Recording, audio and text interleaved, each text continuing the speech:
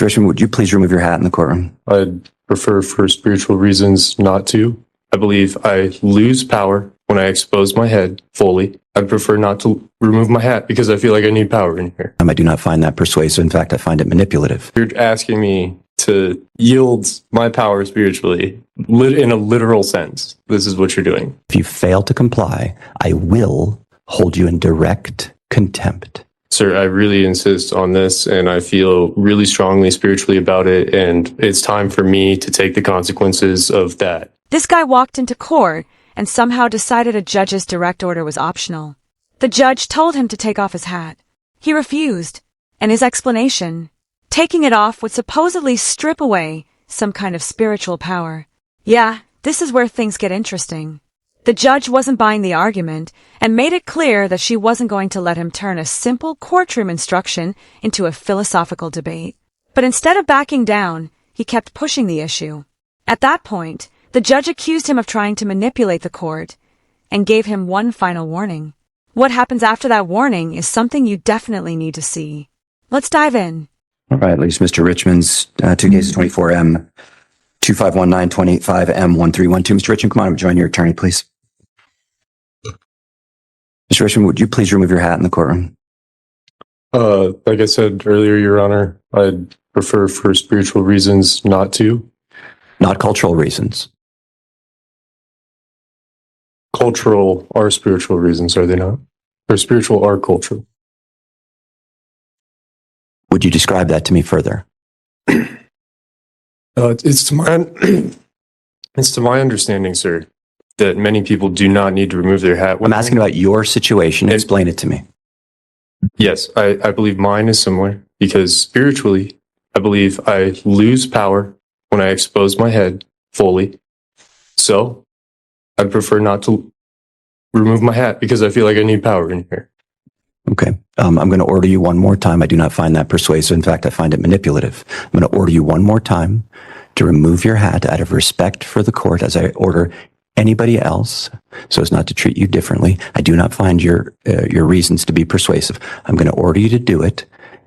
And I just wanted to let you know that failure to comply, I will find you in direct contempt of court. Do you understand that? As long as you understand, you're asking me to yield my power spiritually in a literal sense. This is what you're doing. This is what you've done last time. This is what you guys always do. And, I think that's really... I don't understand your answer. I'm ordering you to remove it again with you understanding the consequences. Do you understand the consequences of failure to remove your hat? Can you please explain them? Yes, I will hold you in direct contempt of court, finding that after repeated warnings, you failed to comply with the court's order and that it undermines the dignity and the authority of this court. And specifically, I don't find your reason to be persuasive. Do you understand? Not fully. So do I get to wear my hat next time? That's what I'm trying to understand. I'm talking about this time. We'll worry about next time. Do you understand that if you fail to comply, I will hold you in direct contempt? So I'm going to be held for 24 hours while it's cold out? I have no idea what the consequences are going to be. You will be sentenced on direct contempt, and I'll allow you to make any statements you want in mitigation. I'll hear from your attorney as well, and then I'll decide. You may not go into custody at all, or you may, or there may be some other consequence. Okay. What is your response to my final order to remove your hat? Sir, I really insist on this, and I feel really strongly spiritually about it, and it's time for me to take the consequences of that. The court has now find that the defendant has been warned multiple times to remove his hat. He's been given sufficient notice and given a direct order, in fact, to remove his hat.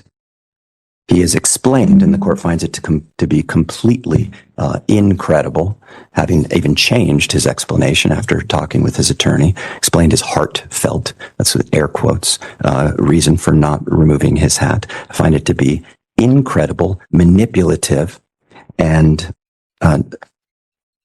in direct contempt of the court. I find that it undermines the authority and undermines the dignity of the court. I find that he does so intentionally. And because of that, he is in direct contempt. Calling this a straightforward religious belief is getting harder when the explanation keeps changing. At first, he's talking about spirituality. Then there's a cultural explanation. And after getting a chance to speak with his attorney, suddenly the story sounds a little different. That's the part that really catches my attention. Because when you're standing in front of a judge, credibility matters. If your explanation changes every time the judge pushes back, it's going to raise some serious questions about whether you're actually standing on principle or simply looking for a reason not to follow the order. And the judge clearly wasn't convinced. So what do you guys think? Did he genuinely believe removing the hat would violate his beliefs, or was this just an excuse to delay and challenge the court? Let's get back into it. Regarding the sentence, and I will sentence you in a moment, but let's take care of the pretrial readiness conference piece first, and then we'll talk about the sentence. Anything else on the trials? No, Your Honor. All right, that leaves the contempt. Regarding contempt, Ms. Bolkowski, do you want to be heard, or you want your client to be heard, or what would you like to do? One moment, Your Honor. Yes. Your Honor, unfortunately, I don't have anything to add to the record. Okay. Mr. Richmond, you're given the opportunity, and you can just stay right there, to tell me anything you want before I decide on the sentence for the direct contempt. If you want to say something, you may. If you don't, that's fine too. I don't want to say much, but I mean, all there is to say that it's like a religion to me. It's personal. It's semi-parallel to what a lot of religions and cultures believe. And if I embellish too much, then that would be, I believe, wrong. If you embellish, mean add more to it? Yeah, like that is part of my belief. Okay. I got it. And that is part of, call it spiritual, religion, cultural. I don't care what you call it. Okay. Thank you. I'm not going to call it anything.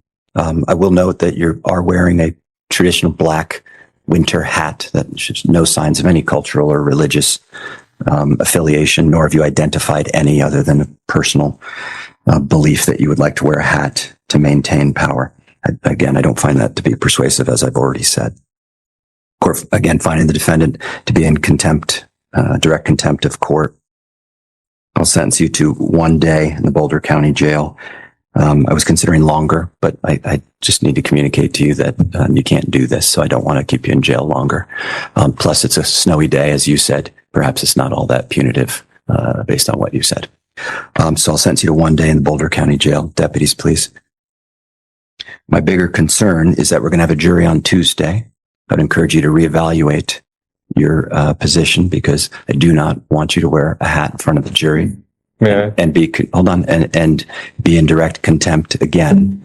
I don't want that to be disruptive, because here it's just us, but that has the potential to be significantly more disruptive to the proceedings. You don't have to say anything about it at all. I just want to put you on notice that the rules remain the rules.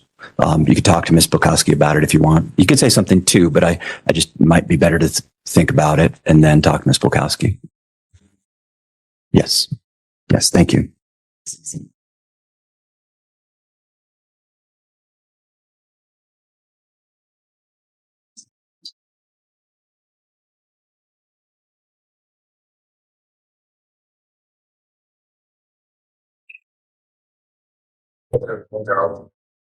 As far as I feel. Deputy, Mr. Richmond, he's going into custody. Just wait for me, please. He's been very cooperative with me, other than the contempt piece.